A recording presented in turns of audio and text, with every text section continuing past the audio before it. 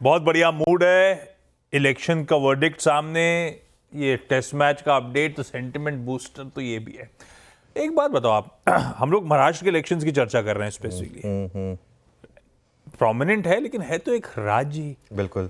हाँ, एक mandate strong आया है, लेकिन उसको लेकर हम लोग इतना बुलिश क्यों बुलिश हैं? एग्जैक्टली, इतना ज्यादा बुलिश क्यों है? मुझे और कई लोगों का ये सवाल भी था कि भाई इतना क्यों आप पॉजिटिव हो रहे हैं और ऐसा क्या हो गया। अच्छा, एक चीज़ बताऊं मैं आपको आशीष, मैं सैटरडे को आया था यहाँ, मैंने सैटरडे को एक बात की थी कि हम 400-500 पॉइंट ऊपर भागेंगे। मैं कुछ लोगों को सुन रहा था, कह रहे थे कि नहीं 100-125 पॉइंट ही ऊपर होगा। मुझे मतलब मैं कहा, अगर आप ऐसा बोल रहे हैं तो फिर आप या तो आपको समझ नहीं है या फिर आप जानबूझ के ऐसी बात कर रहे हैं। मतलब वरना इतने बड़े वर्डिक्ट पे 400-500 पॉइंट का गैप अप बनता है और मैं हैरान नहीं हूँ कि आज गिफ्ट निफ्टी आपका वाकई में 450-500 पॉइंट ऊपर है।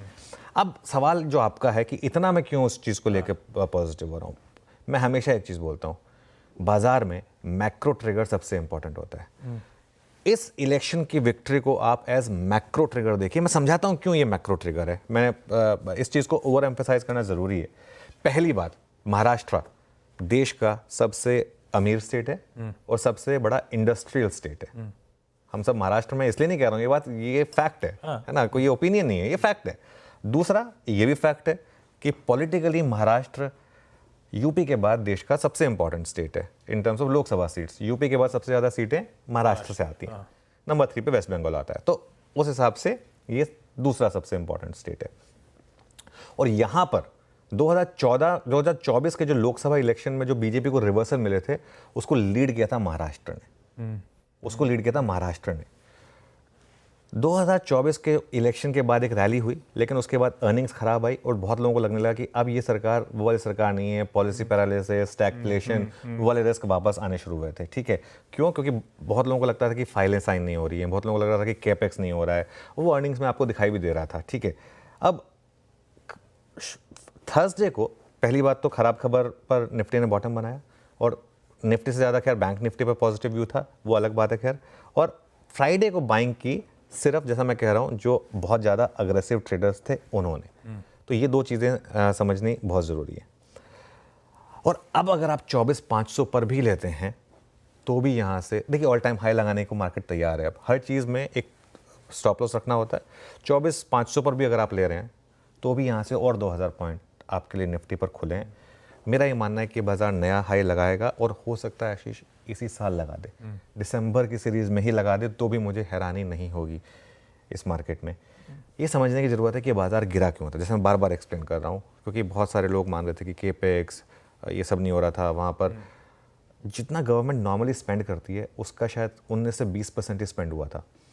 अब मुझे लग रहा है कि स्पेंडिंग ज़बरदस्त तरीके से वापस आएगी और ये एक रीज़न होगा। ये एक और रीज़न है जो हमारे आरबीआई के सोर्सेस हैं वो काफ़ी कॉन्फिडेंट हैं कि अर्निंग्स यहाँ से पिकअप करेंगी। ना सिर्फ आरबीआई के सोर्सेस, गवर्नमेंट के सोर्सेस भी कह रहे हैं कि ये जो पिछला क्वार्टर था इसको आप एज एन एबरेशन देखें, इसको आप एज एन नॉर्म ना देखें।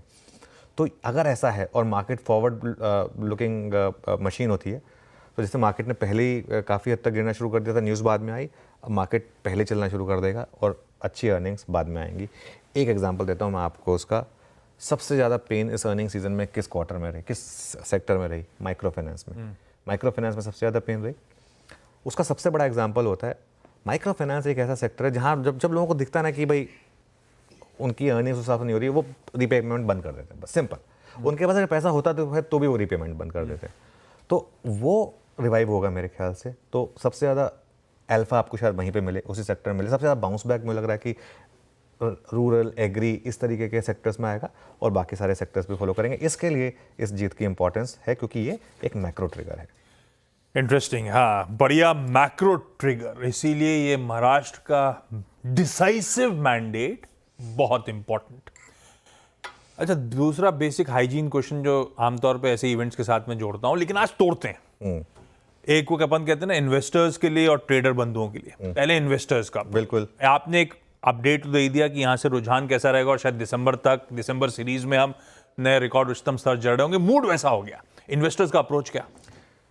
देखिए, सीएनबीसी आवाज़ पर इस पूरे 2 महीने में इन्वेस्टर्स को हमारी एक ही सलाह रही है, पैनिक नहीं करना है आपको और आपको पूरे टाइम करा। बिल्कुल।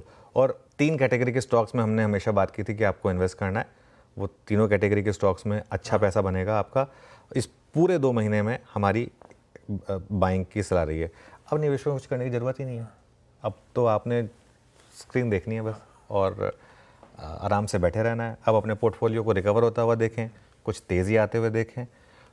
और अभी भी मैं कह रहा हूँ, अगर आपके पास इंक्रीमेंटल पैसा है तो हर डिप पर ऐड करें, हर डिप पर अब ऐड करें। और ये आप एक चीज़ समझ लीजिए, ये अभी भी भारतीय मार्केट में कहूँगा एक बहुत बड़ी तेज़ी के दौर में है आप।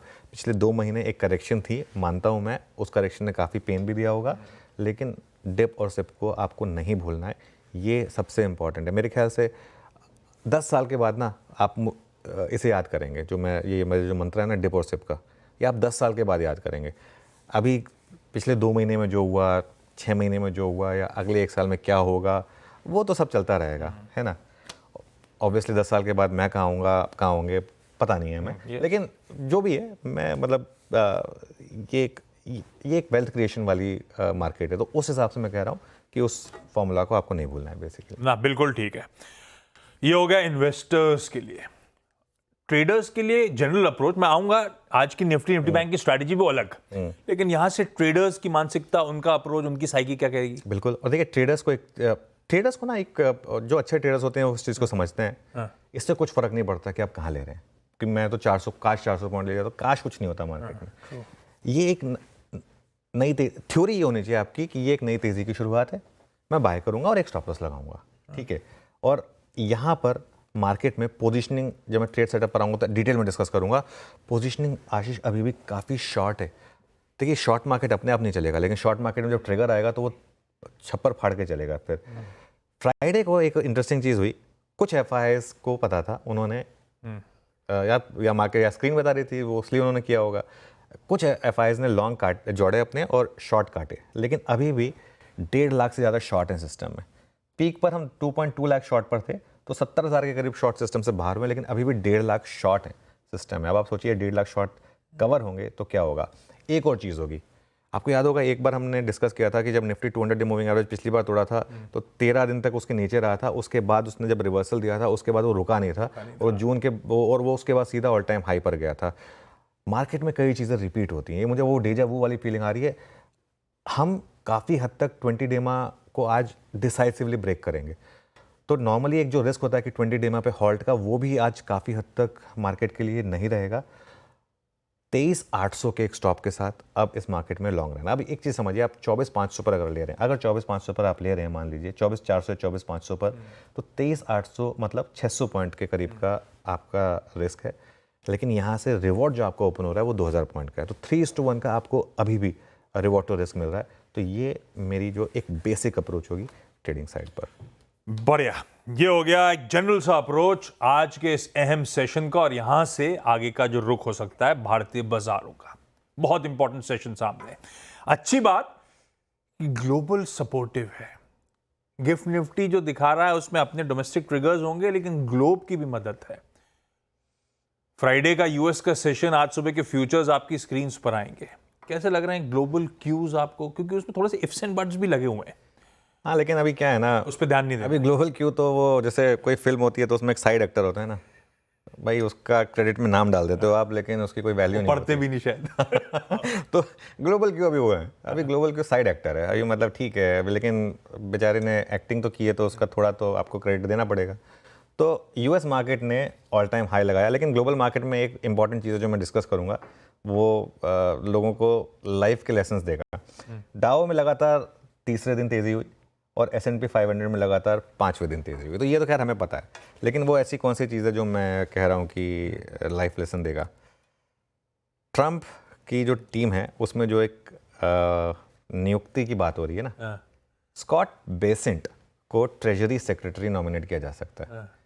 जो जैनेट येलन थी पिछले टर्म में, वो उनकी फाइनेंस मिनिस्टर। अब स्कॉट बेसेंट हैं कौन? स्कॉट बेसेंट ने कहा है कि वो ट्रंप के टैरिफ और टैक्स कट का सपोर्ट करेंगे, ठीक है। और मार्केट एक्सपर्ट्स का ये मानना है कि वो मार्केट के लिए पॉजिटिव होंगे, क्योंकि और ये बात तो खैर मार्केट ने शुरू से ही मानी है। लेकिन इसमें लाइफ लेसन क्या है? ये है कौन स्टॉक बेसेंट? ये समझिए आप, ये हेज फंड है एक स्क्वायर कैपिटल मैनेजमेंट, उसके हेड हैं, जॉर्ज सोरोस के सहयोगी हैं। लेकिन उसके बाद जो अगली लाइन आएगी ना, सबसे इंपॉर्टेंट वो है। इससे पहले इन्होंने पता है किस किस को सपोर्ट किया था? एल गोर को, बराक ओबामा को और क्लिंटन को। हर कैंप में पहुंचे हुए थे। देखिए, क्लिंटन को सपोर्ट किया, बराक ओबामा को सपोर्ट किया, जो डोनाल्ड ट्रंप के सबसे बड़े क्रिटिक हैं, सबसे बड़े ओपोनेंट्स हैं, उनको उन्होंने अपॉइंट किया है। लाइफ में ना ये चीज़ें इंपॉर्टेंट होती हैं। आप जब एक सीईओ की पोजीशन पर होते हैं ना, या आप एक किसी उस पोजीशन पर होते हैं, तो आपको ये देखना होता है कि आप अगर आप एक फॉर एग्जांपल एक चैनल के सीईओ हैं या फिर कंपनी के सीईओ हैं, तो आपकी कंपनी के लिए क्या बेस्ट है, उनका क्या व्यू था उससे मैटर नहीं करता, वो क्या बेस्ट है आपके लिए वो। और दूसरा, आप भले ही किसी और को भी सपोर्ट करते रहे हो, लेकिन अब जो पावर में है उसको सपोर्ट करना ज़रूरी है। तो ये चीज़ें जो होती है ना, ये मतलब एक प्रैक्टिकल लेसन है लाइफ के लिए, कि कैसे आपको चीज़ों को, अपनी लाइफ को उसी हिसाब हवा के बदलते रुख के साथ, हवा के बदलते रुख के साथ आपको होना चाहिए। इसमें कोई बुराई नहीं है, ये बात जरूरी है समझनी। बिल्कुल ठीक है। ग्लोब सपोर्टिव, डोमेस्टिक क्यूज अच्छे। एक चीज और, उसके बाद आता हूं निफ्टी बैंक के अप्रोच पे। अपना